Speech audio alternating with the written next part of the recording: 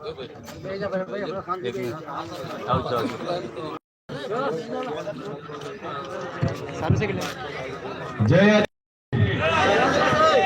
જય જોહાર, જય ભીલ પ્રદેશ. થાકી ગયા લાગે છે કે બધા? સવારે વહેલા બોલાવ્યા છે રસિકભાઈ લોકો, એટલે કદાચ જમ્યા વગર આવ્યા છે એવું લાગે છે. તો બધા વધારે સમય હું નથી લેવાનો, વ્યવસ્થાનો પણ અભાવ છે, પણ બધાને નમ્ર અપીલ કરું છું કે બધા પોતપોતાની જગ્યા વ્યવસ્થિત લઈ લેજો અને વધારે સમય હું નહીં લઈશ. આજના જનજાગૃતિ અને સ્નેહ મિલનના કાર્યક્રમમાં મંચસ્થ ઉપસ્થિત છોટાઉદેપુર જિલ્લાના પ્રમુખ શ્રી એવા રાધિકાબેન રાઠવા, નર્મદા જિલ્લાના પ્રમુખ શ્રી એવા નિરંજનભાઈ વસાવા, ટીનાભાઈ ભીલ, રંજનભાઈ, મંચસ્થ તમામ આદરણીય સન્માનીય આગેવાનો, સાથે સાથે આ વિસ્તારના જુદા જુદા ગામોમાંથી પધારેલા વડીલો, યુવાનો, માતા બહેનો, ભૂલકાઓ, પ્રેસ મીડિયાના મિત્રો અને કાયદો અને વ્યવસ્થા જળવાય એ સંબંધિત ઉપસ્થિત પોલીસ અધિકારીઓ, બધાને ચૈતર વસાવાના જોહાર, ઉલ ગુલામ જિંદાબાદ.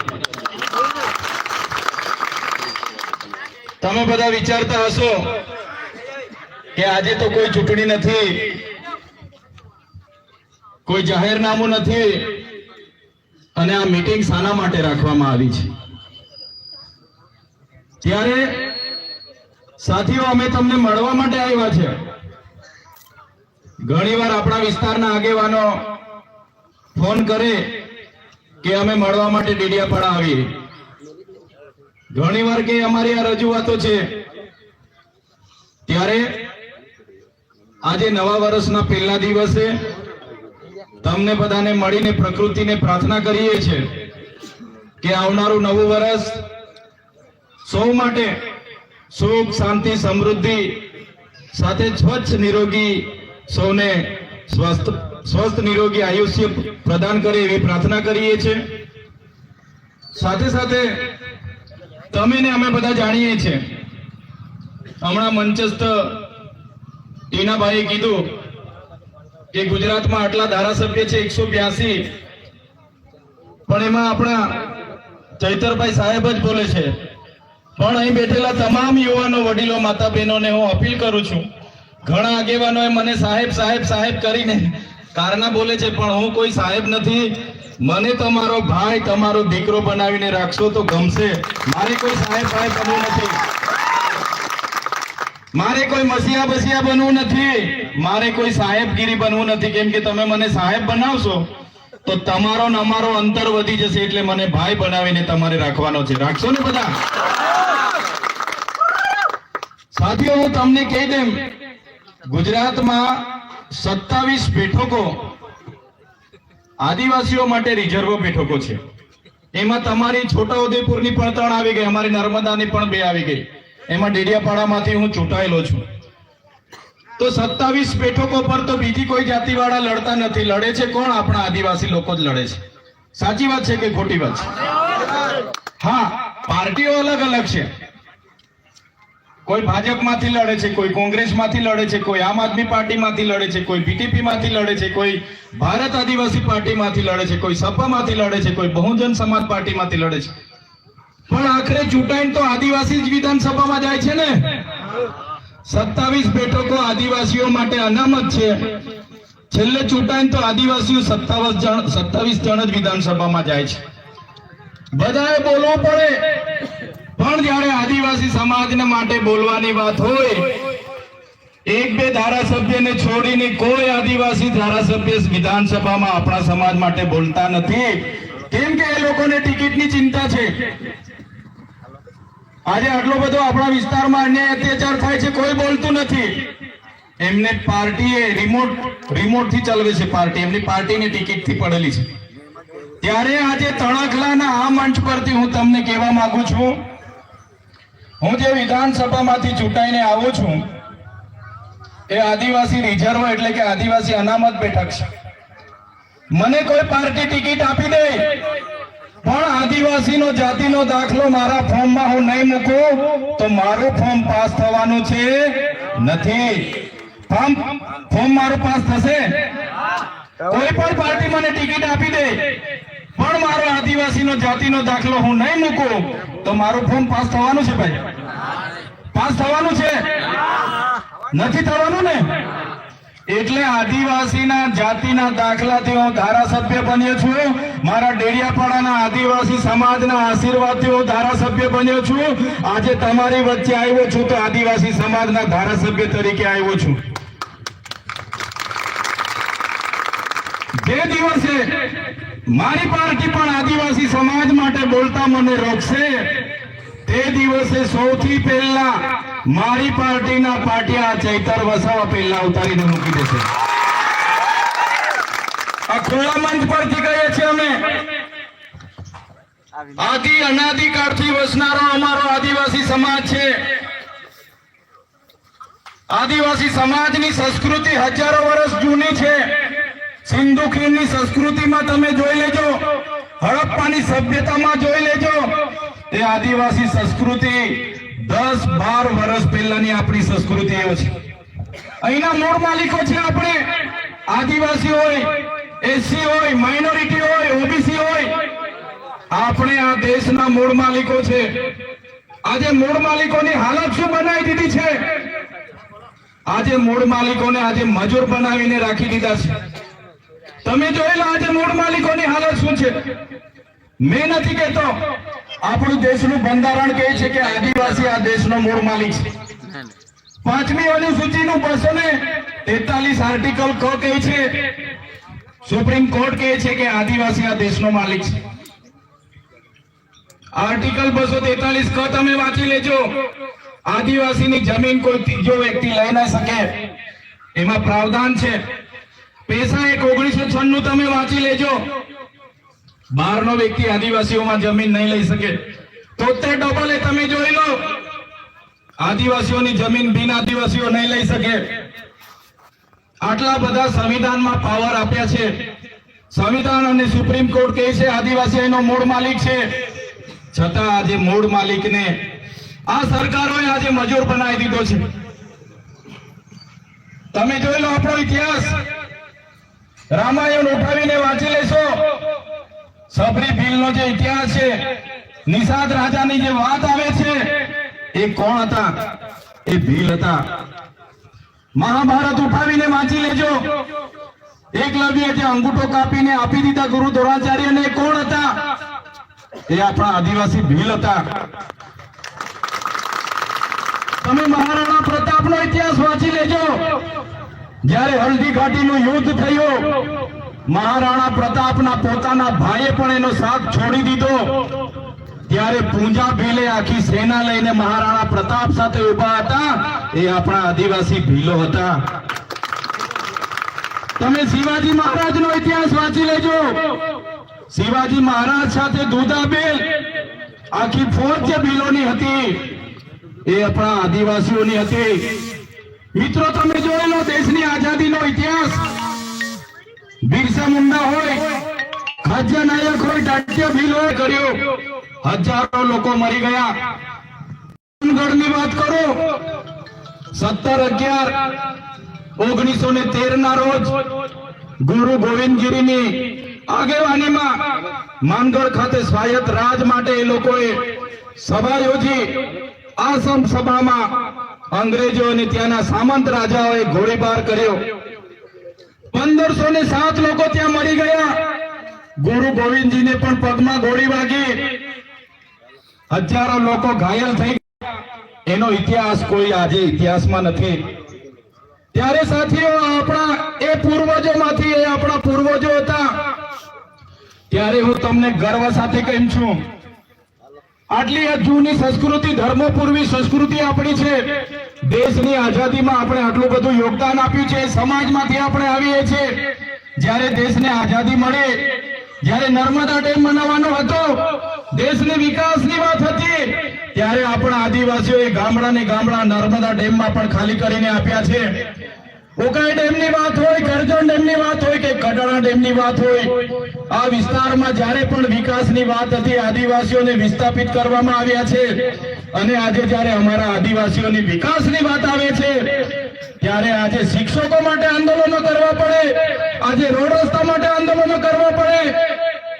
આજે શાળાઓ માટે આંદોલનો કરવા પડે, આજે લડેંગે જીતેંગે જિંદાબાદ મુર્દાબાદ કરવું પડે, આજે આવેદન નિવેદન કરવું પડે, આજે રોજગારી માટે લડવું પડે, ત્યારે અમે આ સરકારોને કહેવા માંગીએ છીએ, આઝાદીના 78 વર્ષ પછી પણ જો આ સરકારો અમારા આદિવાસીઓનો વિકાસ કરવા નહીં માંગશે તો આવનારા દિવસમાં તૈયાર થઈ જજો, ભીલ પ્રદેશ બનાવીને રહેશું.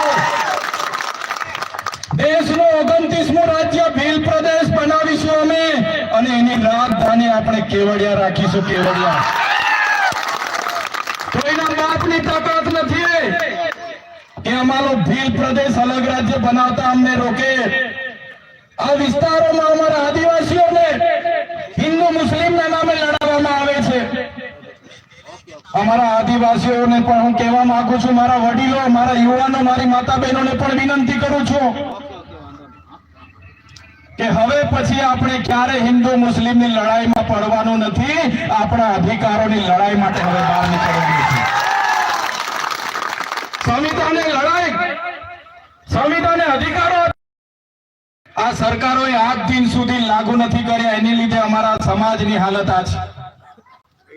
આજે વિકાસની મોટી મોટી વાતો થાય છે, મોટા મોટા બેનરો લગીને બ્રાન્ડિંગ થાય છે, પ્રચાર થાય છે, પ્રસાર કરે છે, અમૃતકાળ અમૃત મહોત્સવ ચાલે છે, ઊંચી ઊંચી પ્રતિમાઓ બનાવી દેવાથી, ઊંચા ઊંચા બિલ્ડિંગો બનાવી દેવાથી, આ વિસ્તારમાંથી નહેરો લઈ જવાથી, આ વિસ્તારમાં હાઈવે લઈ જવાથી અમારા આદિવાસીઓનો વિકાસ થવાનો નથી. અમારા આદિવાસીઓને સારું શિક્ષણ આપો, અમારા લોકોને સિંચાઈનું પાણી આપો, અમારા લોકોને રોજગાર આપો, તો જ અમારા આદિવાસીઓનો વિકાસ થવાનો છે. સાથીઓ, ક્યાં સુધી આપણે લડીશું અને શા માટે? ક્યાં સુધી આપણે ભીખ માંગીશું? સરકારો આવે છે, એમના બહારના એજન્સીઓ વાળા મળતિયાઓ, એનજીઓ વાળા મળતિયાઓ આપણા આદિવાસીઓના બજેટ પર જીવે છે. આ વિસ્તારમાં પણ કેટલાક પ્રાંતિ લોકો આવીને નેતા બનીને ફરે છે. એમને પણ કહેવા માંગુ છું, અમારા આદિવાસીઓને અંદર અંદર લડાવવાનું બંધ કરી દેજો. જે રીતે તમે લોટો લઈને આવ્યા હતા, એ રીતના લોટો લઈને પાછા અમે તમારા વતનમાં રવાના કરી દઈશું. અહીંયા લોટા લઈને આવેલા ને અમારા આદિવાસીઓને અંદર અંદર લડાવે છે ને રાજ કરે છે, એવા લોકોને પણ ઓળખી લેજો.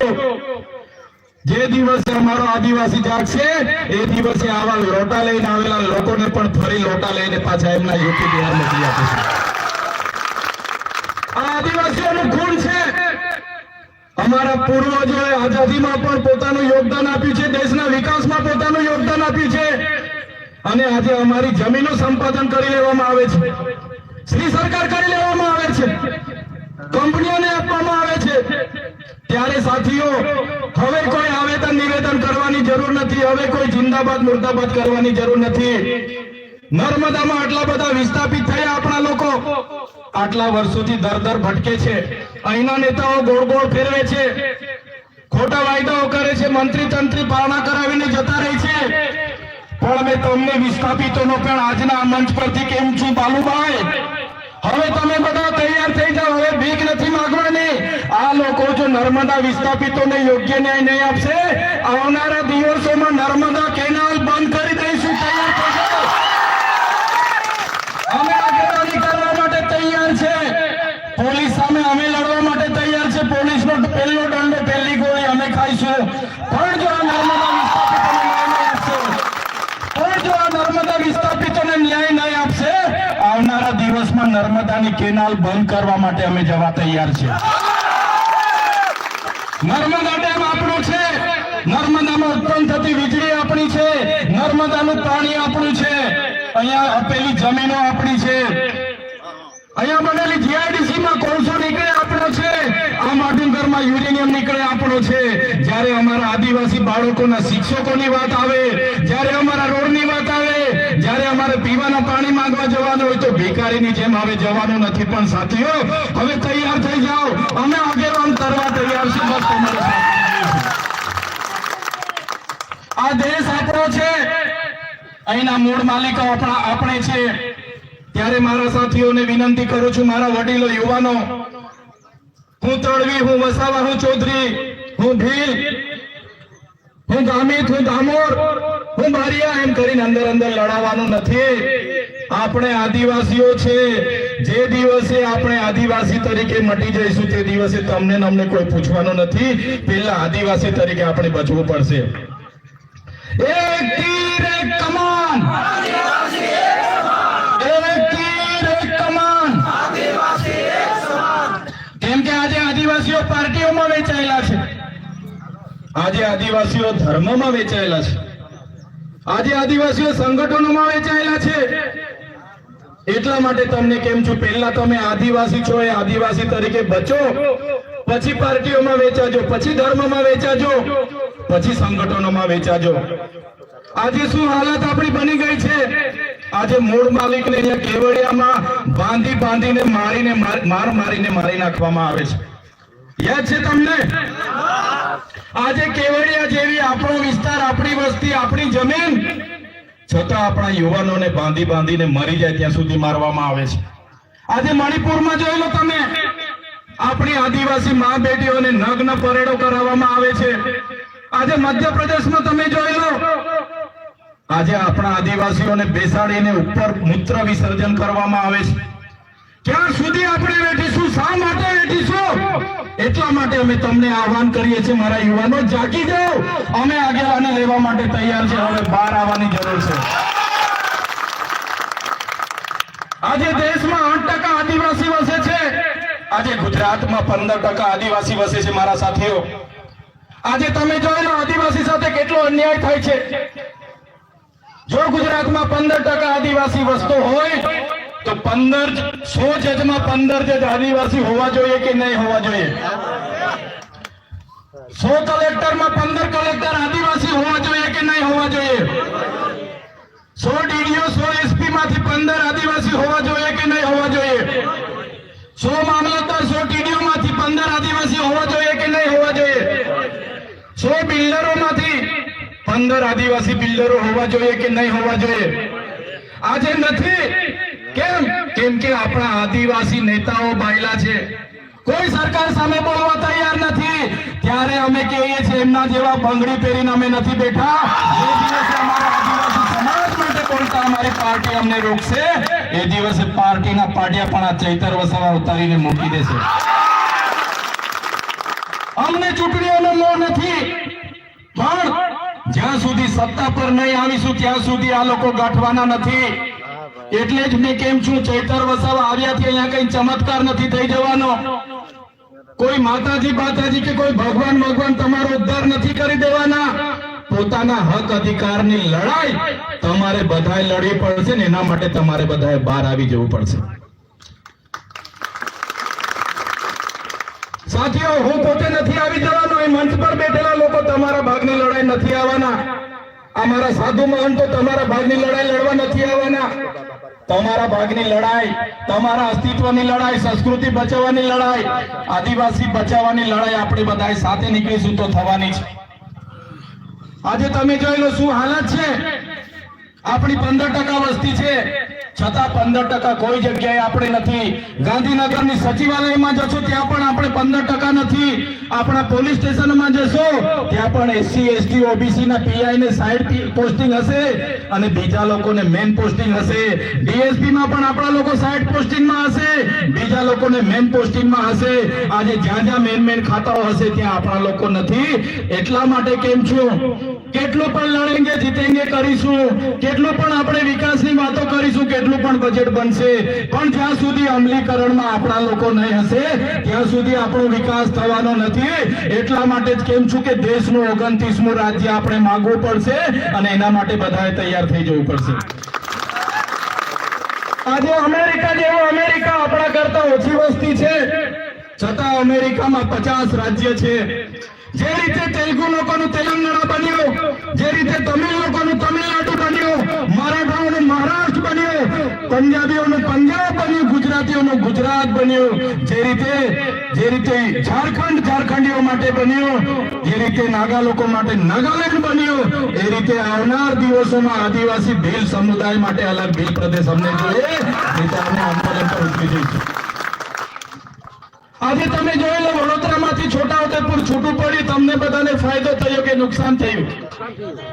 ફાયદો થયો કે નુકસાન થયો? અમારે ભરૂચમાંથી 1997 માં નર્મદા છૂટું પડ્યું તો અમને બધાને રાજપીપળા નજીક પડે છે ભરૂચ કરતા, અમને બધાને ફાયદો થયો. ફાયદો થયો કે નુકસાન થયું? તો એવી રીતના 29મું રાજ્ય બનશે, એની રાજધાની કેવડિયા બનશે તો આપણને બધાને ફાયદો થશે કે નુકસાન થશે? ફાયદો થશે ને. એટલા માટે આવનારા ભવિષ્યમાં 29મું રાજ્ય આપણે બનાવવું પડશે. ભીલ પ્રદેશ આપણો હતો, આઝાદી બાદ આ લોકોએ 4 રાજ્યમાં વિભાજિત કરી નાખ્યું. જે રીતે આજે અંબાજીથી ઉમરગામ સુધીના 14 જિલ્લા આપણે આદિવાસી વિસ્તાર છે, એ જ રીતે રાજસ્થાનમાં ઉદયપુર, ડુંગરપુર, બાંસવાડા, સિરોહી, પ્રતાપગઢ, એવી રીતે મધ્યપ્રદેશમાં જાંબુઆ, અલીરાજપુર, પાલ, એ રીતે મહારાષ્ટ્રમાં નંદુરબાર, નાસિક, પાલઘર, આ વિસ્તાર આજે બી આપણે બધા એકબીજા સાથે જોડાયેલા છે. આજે પણ આપણી સંસ્કૃતિ, આપણી રીત ભાષા, આપણી વિધિ પૂજા, આજે પણ આપણી રોટી બેટીનો વ્યવહાર એ લોકો સાથે છે કે નથી? મધ્યપ્રદેશ સાથે તમારો છે કે નથી? એવી રીતે અમારો પણ મધ્યપ્રદેશ અને મહારાષ્ટ્ર સાથે છે. ત્યારે અલગ ભીલ પ્રદેશ આપણે બનાવવા માટે તૈયાર થઈ જવું પડશે. સાથીઓ, આજે આ વિસ્તારમાં તમે જોઈ લો શું હાલત આ નેતાઓ બનાવી છે. આજે કોઈ પણ નેતા સમાજ માટે બોલવા તૈયાર નથી. આજે આપણા વિદ્યાર્થીઓ માટે ફ્રી સીટ કાર્ડ હતા, એ બંધ કરી દીધા. એક પણ નેતાએ એક પણ સ્ટેટમેન્ટ આપ્યું નથી. આજે જાતિના દાખલાઓના મેળાવડા કરી કરીને બીજાને આપવામાં આવે છે અને આપણા લોકોને આજે લાઈન ઉપર કરી દીધા છે. એક પણ નેતા બોલવા માટે તૈયાર નથી. એટલા માટે હવે આપણે બધાએ જાગીને આ રાજ સત્તા આપણે લેવી પડશે. લેવા માટે તૈયાર છો ને બધા? સાથીઓ, વધારે વિશેષ નથી કહેતા. આજે તો તમને અમે મળવા માટે આવ્યા હતા. તણખલામાં આગળ પણ અમે આવ્યા હતા, પણ શું થાય છે, ઘણા લોકો ઊંચો હાથ કરીને મળીને જતા રહે. પૂછીએ કે શું કામ છે, તો ઘણા કે હું આધાર કાર્ડ લેવા જાઉં છું, ઘણા કે રેશન કાર્ડ લેવા જાઉં છું. આપણે બધા ભેગા નહીં થઈએ એવી સરકારની માનસિકતા છે. આપણે બધા નવરા પડી નહીં જઈએ એવી સરકારની માનસિકતા છે. તમે આજે જોઈ લો, સરકાર એવું ઈચ્છે છે કે આ એસટી, એસસી, માઇનોરિટી, ઓબીસી સમાજ ભેગો થશે તો એમના અધિકારો માંગશે, આપણી પાસે શિક્ષણ માંગશે, આપણી પાસે રોજગાર માંગશે, સિંચાઈનું પાણી માંગશે. એટલે આ સમાજને ભેગો નહીં થવા દેવાનો. તમે જોઈ લો આજે આપણી હાલત શું કરી નાખી છે. સંવિધાન કહે છે, બંધારણ કહે છે કે આદિવાસી મૂળ માલિક છે, અનુસૂચિ 5 માં કહે છે કે મૂળ માલિક છે, સુપ્રીમ કોર્ટ કહે છે કે મૂળ માલિક છે. અને આજે આદિવાસીને પોતે અહીંયા બેઠેલા તમે બધા તણખલાના છો, આ દેશના નાગરિક છો, એ સાબિત કરવા માટે કેટલા દાખલા આપવા પડે છે ખબર છે ને બધાને? આજે મૂળ માલિકને પોતે દેશના નાગરિક છે એ સાબિત કરવા માટે કેટલા પુરાવા આપવા પડે છે ખબર છે કે યાદ કરાવો? ખબર છે તમને? કેટલા પુરાવા માંગે છે જણાવો મને. તમે દેશના નાગરિક છો, તમે અહીંયા જીવો છો, એ જીવત હયાતી માટે કેટલા પુરાવા આપવા પડે છે ખબર છે તમને? સરકાર ઈચ્છે છે એસસી, એસટી, ઓબીસી અને માઇનોરિટી ક્યારે ભેગા નહીં થાય, ક્યારે આંદોલન નહીં કરે, ક્યારે શિક્ષણ નહીં માંગે, રોજગાર નહીં માંગે, મોંઘવારી નહીં નડે. એના માટે એમને લાઈન ઉપર રાખો. તમે જોઈ લો, જે સરકારોએ આપણને આધાર કાર્ડ આપ્યા, જે સરકારો આપણને રેશન કાર્ડ આપ્યા અને આપણી કટિયામાં નામ હોય એટલે આપણે ખેડૂત, સાચી વાત છે કે ખોટી વાત છે? છતાં આજે એ જ આધાર કાર્ડ અપડેટ કરાવવા માટે સરકારે કીધું કે તમે આધાર કાર્ડ અપડેટ કરાવો, અપડેટ નહીં કરાવશો તો હવે પછી કોઈ લાભ મળવાનો નથી. કીધું કે નહીં કીધું આપણને? આપણે બધા છોકરાઓને લઈને અપડેટ કરાવવા માટે લાઈન પર ઉભા રહ્યા કે નહીં ઉભા રહ્યા? 2 મહિના ઉભા રહ્યા ને આપણે. માંડ એ કામ પૈતું, પાછું સરકારે કીધું કે તમારી પાસે જે રેશન કાર્ડ છે એને તમે કેવાયસી કરાવો, બાકી તમારું અનાજ અમે બંધ કરી દઈશું. કીધું કે નહીં કીધું? આપણે ફરી રેશન કાર્ડ લઈને લાઈન પર જતા રહ્યા કે નહીં જતા રહ્યા? એ પૂરું નથી થયું ત્યાં સુધી સરકારે કીધું કે તમે ખેડૂત છો એ સાબિત કરવા માટે ખેડૂત રજીસ્ટ્રેશન કરાવો, નહીં તો તમને હવે ખેડૂત તરીકે માનવામાં નહીં આવશે ને તમને લાભ મળશે નહીં. કીધું કે નહીં કીધું આપણને? આપણે પાછા ખેડૂત તરીકે રજીસ્ટ્રેશન કરવા લાઈન પર ઉભા રહી ગયા. ત્યારે સરકારને કહેવા માંગીએ છીએ, આધાર કાર્ડ તમે આપ્યા છો, રેશન કાર્ડ તમે આપ્યા છે, અને કટિયામાં અમારું નામ, અમારી માલિકીનું નામ હોય એટલે અમે ખેડૂત, એમાં શું કામ અમારે રજીસ્ટ્રેશન કરાવવાનું? પણ આ સરકાર તમને મહિનાઓ સુધી લાઈન પર રાખવા માંગે છે. બાકી સરકાર ધારે એમની પાર્ટીનો તમારે સભ્ય બનવું હોય તો સરકાર કે તમે ઘરે બેસીને મિસ કોલ મારી દો એટલે અમારા પાર્ટીના તમે સભ્ય બની જાઓ છો. કે છે કે નથી કહેતું? જોવાની કે છે ને, અમારી પાર્ટીમાં રજીસ્ટ્રેશન કરો, સભ્ય બનવા માટે મિસ કોલ મારો એટલે આપણે મિસ કોલ મારી એટલે પાર્ટીના સભ્ય બની જઈએ કે નથી બની જતા? તો સરકારને કહેવા માંગીએ છીએ કે એવું કોઈ લાવો, એવી કોઈ સિસ્ટમ લાવો કે અમે ઘરે બેઠા મિસ કોલ મારીને આધાર કાર્ડ બી અપડેટ થઈ જાય, રેશન કાર્ડ બી કેવાયસી થઈ જાય. સાચી વાત છે કે ખોટી વાત છે? પણ સરકારને એ પરવડતું નથી, એ લાઈન ઉપર રાખવા માંગે છે. આજે તમે આ દેશના માલિક છો, મૂળ માલિક કહેવામાં આવે છે, પણ આજે તમે દેશના નાગરિક છો એ સાબિત કરવા માટે કેટલા પુરાવા જોઈએ છે? મને જેટલા યાદ છે, કેમ છું, ધ્યાન આપજો, બધા લોકો ધ્યાન આપજો. આજે જાણી જોઈને સરકાર તમે દેશના નાગરિક છો એ સાબિત કરાવવા માટે કેટલા પુરાવા માંગે છે, જોજો તમે. પહેલા તો તમને માં કહેશે ભાઈ જન્મનો દાખલો લાવો, કે છે ને, આધાર કાર્ડ લાવો, શાળાની સર્ટી લાવો, જાતિનો દાખલો લાવો, આવકનો દાખલો લાવો, રેશન કાર્ડ લાવો, કટિયા લાવો, પંચાયતમાં કઈ લેણું બાકી છે કે તે લઈ આવો, ઘરવેરાની પાવતી લઈ આવો, આકારણી લઈ આવો, લાઇટ બિલ લઈ આવો, પાન કાર્ડ લઈ આવો, પોલીસ સ્ટેશને કોઈ ગુનો નોંધાયો છે કે નહીં એનઓસી લઈ આવો. કે છે કે નથી કહેતા? ને હવે વડીલ કોઈ લાભ લેવા જાય મામલતદારમાં કે ટીડીઓમાં કે સાહેબ મને બોર મોટર કરી આપો ને, તો મામલતદાર ને ટીડીઓ કહે છે કે જા ભાઈ પહેલા તો પંચાયત પર હયાતીનો દાખલો લઈ આવો. હયાતીનો દાખલો બી માંગે છે ને. હવે આ પોતે વડીલ હયાત છે તો લાભ લેવા આવ્યા છે, એને બી પાછો હયાતીનો દાખલો માંગે છે કે નથી માંગતા? તો આ સરકારોએ આવી સિસ્ટમ આપણને ભેગા નહીં થાય એના માટે આખું વર્ષ કાગળિયા ભેગા કરો. અમારા સંત વડીલોએ કીધું 84 લાખ યોનિમાંથી પસાર થઈને આપણે માનવીનો જન્મ મળ્યો છે. સાચી વાત છે ને વડીલ? સાચી વાત છે ને? અમારા સંત વડીલે સત્સંગમાં આવું કહેતા છે, 84 લાખ યોનિમાંથી પસાર થાવ તો માનવીનો જન્મ મળે છે. અને માનવીનો જન્મ લઈ આવ્યા તો આપણે માનવી અહીંના નાગરિક સાબિત કરવા માટે અડધી જિંદગી પેલા કાર્ડ ભેગા કરવામાં જતી રહી છે. થાય છે ને અડધી જિંદગી. તમે કોઈ છોકરાને નિહાળમાં મૂકી આવજો, 2 મહિના તમારે કાગળિયા ભેગા કરવામાં થઈ જશે. કોઈ લાભ લેવા માંગશો, લોન લેવા માંગશો એટલે 3 મહિના તમારે કાગળિયા ભેગા કરવામાં થઈ જાય. તો આ પરિસ્થિતિ આપણી છે. નોટબંધીમાં આપણને બધાને લાઈન ઉપર કરી દીધા. નોટબંધી યાદ છે કે ભૂલી ગયા બધા? આપણા સાહેબે રાતે 12 વાગે કીધું કે તમારા પર 500 ને 1000 વાળી છે, કાલેથી ચાલવાની નથી, મહિના પછી બંધ થવાની છે, બદલી કાઢજો. યાદ છે ને 2016માં આપણે બધા બેંકોમાં લાઈનો પર લાગી ગયા 500 વાળી 1000 વાળી બદલાવવા માટે. કોઈ કરોડોપતિ વ્યક્તિને ઠેલો લઈને પૈસા બદલાવતા તમે જોઈ લો બેંકમાં. કોઈ કરોડપતિ બેગ ભરીને આવ્યો હોય, ભાઈ મારા બદલી આપો, એવો જોઈ લો તમે કોઈને? બધાનો બરાબર સેટિંગ નહીં. મરી ગયા. શું ફાયદો થયો? નોટબંધીથી 15 લાખ મળવાના હતા, મળી ગયા તમને? 15 લાખ ખાતામાં જમા થઈ ગયા તમારા? પેલા ભાઈ બોલતા નથી, આ બાજુના જમા થયા હોય તો કહેજો, અહીંયા અમે ખોટા પડીશું. જમા થઈ ગયા 15 લાખ. સાહેબ આપવા માટે તો નોટબંધી કરી હતી, નથી મળ્યા ને?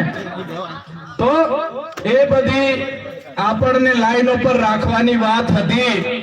કોરોના આવ્યો તો કોરોના નામની એક હતી વાત તો ખબર છે ને બધાને? કોરોના તો ખબર છે ને, બોલતા નથી ભાઈ. કોરોના વાળોને અહેસાસ થયો ને? કોરોના તમે ઈ ટીવી ખોલો, વીટીવી ખોલો, જીટીવી ખોલો, સ્ટાર પ્લસ ખોલો, બધામાં કોરોના ચાલતું હતું 2 વર્ષ સુધી. યાદ છે ને બધાને?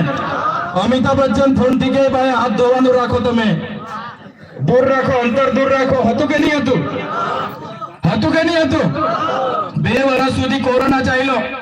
રાતે કીધું લોકડાઉન, આપણને તો લોકડાઉન એ બી ખબર નહોતી, પણ બીજા દિવસે પોલીસને દંડા લઈને ફરતા જોયા એટલે ખબર પડી કે લોકડાઉન છે આ પ્રકારનું. હતું કે નહીં હતું? પોલીસને આદેશ આ કોરોનામાં આટલો દંડ ઉઘરાવવાનો, જમાદારને આદેશ, રોજના 200 મેમો ફાડવાના, આટલો દંડ જમા કરવાનો. બિચારો આપણા વાળો હોય એને બી નોકરી કરવાની છે. શર્માય કોઈ દિવસે આ ચોકડી પર હોય, કોઈ દિવસે પેલી ચોકડી પર હોય. કોઈ પણ વ્યક્તિ બાઇક લઈને જાય એટલે લાયસન્સ માગે, લાયસન્સ ના હોય તો એનએસસી માગે, પીયુસી માગે, ફલાણું માગે, હેલ્મેટ માગે, બધું હોય તો છેલ્લે માસમાં તો બી 2000 નો દંડ લખી આપે. હતું કે નહીં હતું? 2 વર્ષ સુધી કોરોના ચાલ્યો. આપણે 12મું નહીં કરવાનું, મયતમાં ભેગા નહીં થવાના, ભજન નહીં કરવાનું, ગણપતિ નહીં કરવાની, નોરતા નહીં કરવાના, લગ્ન નહીં કરવાનું.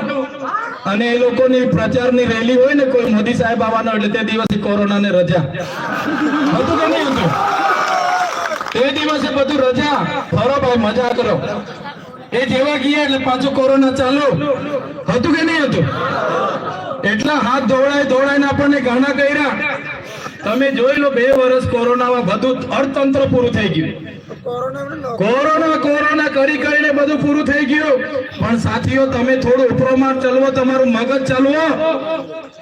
કોરોના આટલા બધા લાખો લોકો મરી ગયા, રોજના સમાચારમાં આવે. આજે બરોડામાં 800 મરી ગયા, અમદાવાદમાં 2000 મરી ગયા, સુરતમાં 1500 મરી ગયા, ગુજરાતમાં આટલા હજાર મરી ગયા, દેશમાં આટલા લાખ મરી ગયા. 2 વર્ષ સુધી ટીવીઓ ખોલો એટલે હતું કે નહીં હતું? આપણે તો ખેતરોથી આવીએ, નોકરીથી આવીએ, બેન રોટલી બનાવે એટલે એવું થાય કે થોડીક વાર સમાચાર જોઈ લે. જેવું સમાચાર ચાલુ કરો એટલે કોરોના કોરોના કોરોના. પેલો 5 રોટલી ખાતો હોય તો 2 રોટલી ખાઈને ધાપડો ઓળીને ઊંઘી જાય. થાય કે નહીં થાય? આટલી બધી ચિંતા આપણને કરી દીધી હતી. અને આપણા સાહેબે તો કીધું કોરોનાનો ઈલાજ છે. તમે બધા થાળી વાડકી લઈને વગાડો, બહાર નીકળીને કોરોના નાહી જાય. કીધું તું કે નતું કીધું? કીધું તું ને? પાછા બીજા અઠવાડિયે કીધું કે તમે દીવા સળગાવો, કોરોના નાહી જાય. કોરોના ગયેલો ભાઈ. દીવા સળગાવ્યા હતા ને આપણે બધાએ, થાળી વેલણ વગાડ્યા હતા ને આપણે બધાએ, પણ કોરોના નહોતો ગયો. કૂદી પડે એવું કે એટલે કૂદી નહીં પડવાનું, થોડું જોવાનું, વિચારવાનું કે શું થાય કૂવામાં કૂદવાથી. તો લાખો લોકો મરી ગયા. પણ જેટલા પણ લાખો લોકો મર્યા છે બધા દવાખાનામાં મર્યા છે. એક પણ વ્યક્તિ કોરોનાથી બહાર ફફડીને મર્યો નથી. અહીંયા કવાટમાં હાટ લોકો ઠોકાયા કરે. અમારે દેવમોગરા, અમારે ડેડિયાપાડામાં હાટ ભરાય, અમદાવાદ રેલવે સ્ટેશન, બસ સ્ટેન્ડમાં લોકોને ઠોકાયા કરે. કોઈ દિવસ કોઈ ભિખારી પણ કોરોનાથી બહાર ફફડીને મર્યો નથી. ને આપણે તો હાથ ધોઈને ગાંડા થઈ ગયેલા. સાચી વાત છે કે ખોટી વાત છે? કોઈ ગાંડો બી 3-5 મહિના નીના એવો કોઈ ગાંડો બી નાયા ધોયા વગર મર્યો નથી. છતાં આપણને ગાંડા કરી નાખ્યા. 2 વર્ષ કોરોના ચાલ્યો, એક પણ વ્યક્તિ કોરોનાથી બહાર ફફડીને મર્યો નથી. જેટલા પણ લોકો કોરોનાથી મર્યા છે બધા લોકો દવાખાનામાં મર્યા છે. એનો આજ દિન સુધી કોઈ રિપોર્ટ સરકાર પાસે નથી કે શાના લીધે મર્યા છે. આ સરકારે આ રીતની આપણી સાથે વર્તાવ કર્યો છે. આ મોબાઈલ તમારી પાસે બધા પર છે. મોબાઈલ, આ મોબાઈલમાં દિલ્હીમાં કઈ થાય, આ મોબાઈલમાં કોલકાતા, ચેન્નઈ કે બોમ્બેમાં આગ લાગે, ટ્રેન ઠોકાય કલકત્તામાં, બીજા દિવસે મોબાઈલમાં આવી જાય છે. આવી જાય છે કે નથી આવી જતું? કોઈ નાનો છોકરો ખોવાઈ જાય તો બી આવે, ભાઈ આ છોકરો કોનો છે, અમને અમદાવાદમાં મળ્યો છે. આવે છે કે નથી આવતું? કોરોનામાં લાખો લોકો મરી ગયા. एकाध वीडियो तो दिल्ली, बॉम्बे के चेन्नई, कलकत्ता थी आओ जो है ना, देखो भाई ये बंदे को कोरोना हुआ है, ये बंदा अभी तड़प तड़प के मरने वाला. एकाद वीडियो उतारीने आवेलो छे तमारा पर. कोई फफડીને મરતું હોય ને એકાદે વિડિયો ઉતાર્યો એવો આવ્યો છે તમારા પર. એટલે સમજો આ સરકારો શું કરવા માંગે છે. એટલે જાગવાની જરૂર છે, ડરવાનું નથી. જે સુધી એક મુઠ્ઠી થઈશું તો સરકાર સામે ટકીશું. એકલ દોકલ લડશું તો પોલીસ વાળાને આપણી સામે મૂકી દેશે, આર્મી વાળાને, એસઆરપી વાળાને મૂકી દેશે. આજે કેવડિયાની જે હાલત બનાવી છે એ જ હાલત આવનારા દિવસોમાં બધાની થવાની છે. તો સાથીઓ, અમારું કામ છે જાગૃત કરવાનું, અમારું કામ છે એક કરવાનું, અમારું કામ છે હક અધિકારો માટે લડવાનું. અને જે અમે બોલીએ છીએ એ અમારો અનુભવ, અમારો અભ્યાસ કહે છે. એટલે તમારા બધાને અમે કહેવા માંગીએ છીએ કે વિશ્વની સૌથી મોટી પ્રતિમા આપણે કેવડિયામાં બનતી હોય અને કેવડિયામાં સરકારી શાળા ના હોય, ત્યાંના 10 કિલોમીટર પર આવેલું ચાપડ ગામમાં રસ્તો ના હોય, ત્યાંથી 15 કિલોમીટર આવેલું તુરખેડા ગામમાં રસ્તો ના હોય, અને આપણી મા બેટીઓ પ્રસૂતિની પીડાથી રસ્તે મરી જતી હોય, તો આ આદિવાસીઓનો વિકાસ હવે ચલાવવા માટે અમે સહમત નથી. તમારો સહકાર જોઈએ છે. આવનારા દિવસોમાં સરકારોને આપણે ઉખેડીને ફેંકી દેવાની છે. આ વિસ્તારોમાં નળ સે જલમાં કરોડો રૂપિયાના કૌભાંડો થયા. નળમાં આજ દિન સુધી પાણી નથી આવતું, માત્ર હવા આવે છે. હવા નીકળે છે ને કે પાણી આવે છે? આ વિસ્તારોમાં એટલા બધા પ્રોજેક્ટો થયા કરોડોના, એક પણ પ્રોજેક્ટ આદિવાસી સમાજને ફાયદાકારક નથી થયો. ત્યારે વધારે વાત નથી કહેતો, પણ આ વિસ્તારમાં નર્મદા વિસ્થાપિતો ઘણા મારા સાથીઓ અહીંયા ઉપસ્થિત છે, મારી માતા બહેનો, મારા યુવાનો. આ સરકારને એકવાર છેલ્લી વાર પૂછી લઈએ આપણે, એ સરકારો આપણને નર્મદા વિસ્થાપિતોને ન્યાય આપવા માંગે છે કે કેમ? અગર આ લોકો ન્યાય આપવા નહીં માંગશે, આવનારા દિવસોમાં અમે આહવાન કરીશું, તમે બધા લોકો નીકળીને આવી જજો. નર્મદા કેનાલ આપણે બંધ કરવા માટે પહોંચી જવું પડશે. તો વધારે વિશેષ નથી કહેતા, ઘણા સમયથી તમે બધા બેઠા છો. ટૂંકા સમયે તમને બધાને આમંત્રણ આપ્યું. અહીંયા વ્યવસ્થાનો અભાવ હોવા છતાં પોતાના સ્વખર્ચે પોતાનો કિંમતી સમય આપીને મોટી સંખ્યામાં મારા સંતો, મહંતો, વડીલો, યુવાનો, માતા બહેનો અને ભૂલકાઓ સૌ અહીં ઉપસ્થિત થયા છો. મંચસ્થ તમામ આગેવાનો, પ્રેસ મીડિયાના મિત્રો, પોલીસ અધિકારીઓ, બધા જ લોકોનો હું દિલથી આભાર માનું છું. અને આવી જ રીતના આવનારા ભવિષ્યમાં પણ અમને સહકાર અને આપણે બધા એક થઈને આગળ વધીએ, એ જ અપેક્ષા સાથે મારી વાણીને હું વિરામ આપું છું. જય આદિવાસી, જય જોહાર, જય ભીમ પ્રદેશ. હાલો ભાઈ, સ્વાગત કરી દો સાહેબ. કરે તો પણ વાંધો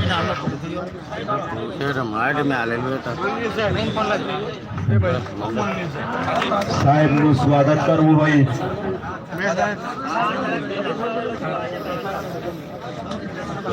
કાર્યક્રમને હવે પૂર્ણાહુતિ કરીશું. પોતપોતાના અલગ અલગ વિસ્તારમાંથી આવેલા અમારા માતા બહેનો, વડીલો, ગુરબાઓને શાંતિથી જવા માટે આહવાન કરું છું. મારા વિસ્તારના તમામ આગેવાનો, વડીલોને પણ વિનંતી કરું છું, શાંતિથી દાદા તમે ઉતારનો જય આદિવાસી.